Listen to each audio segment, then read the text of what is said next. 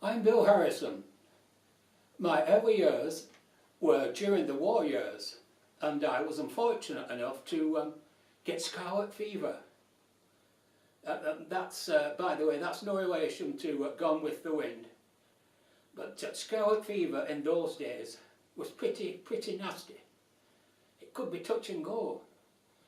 I can remember the visitors to the isolation ward at Oaten Lane, 2 or 3 weeks I was there, the tears were running down the face. And I was no better too.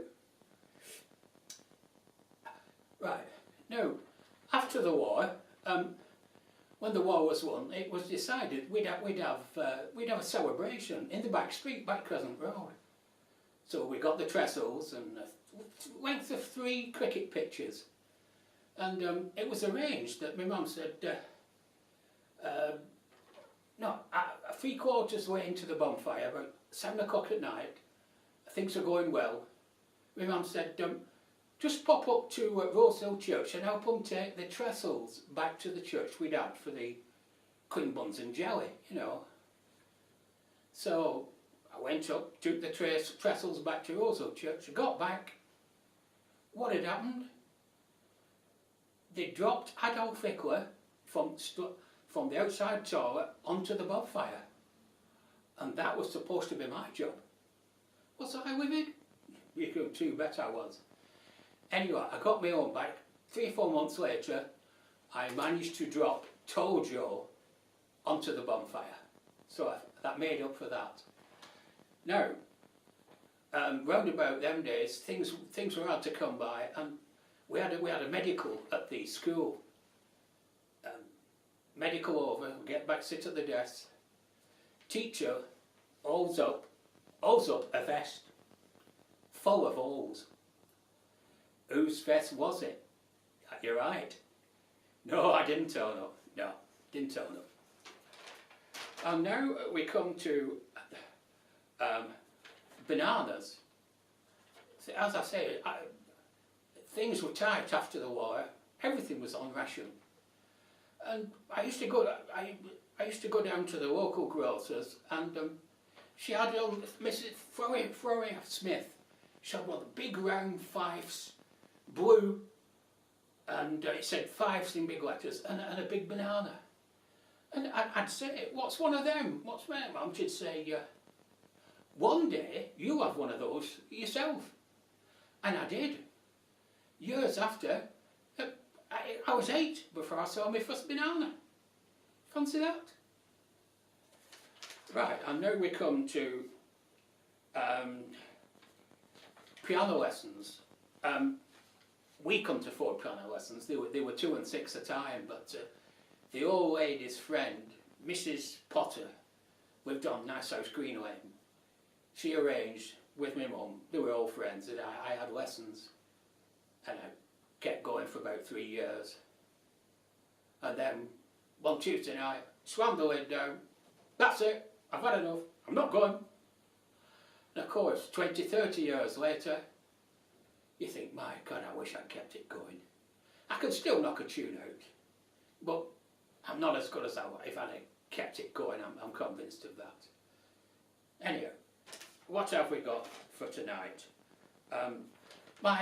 About 14 and 15, my ambition was to be a professional footballer. I was gifted, natural left foot, played outside left. And as a junior, I was on Bolton Wanderers books. But round about this time, it became apparent that I was short-sighted, which it didn't help at all. So of course, got the John Lennon National Health classes. And to counteract that, I was so keen to play professional football.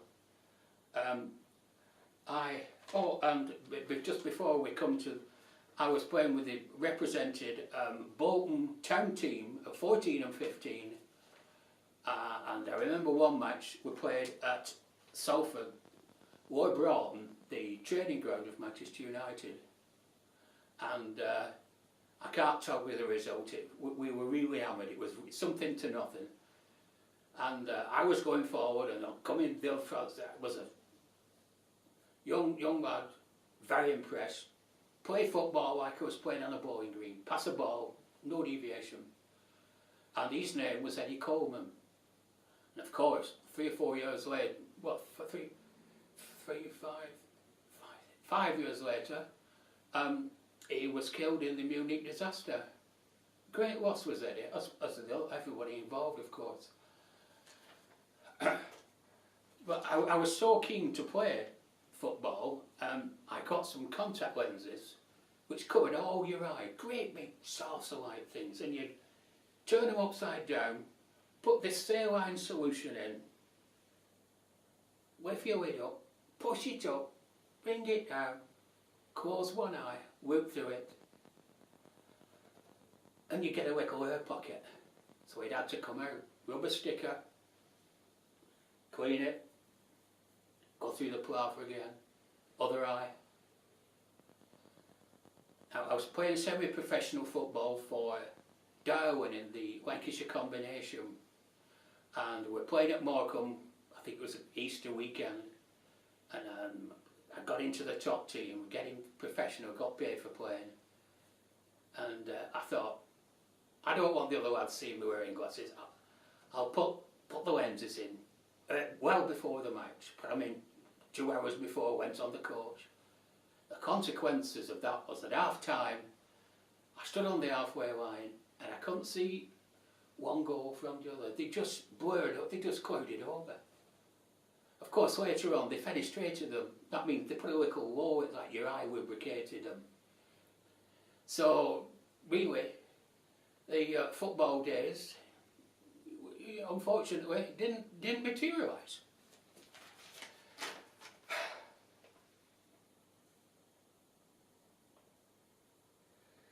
Right. Well, I think that's about it, folks. Sorry for the delay there. I'll say goodbye, as they used to say in all the black and white films of the 1950s. Carry on, number 1.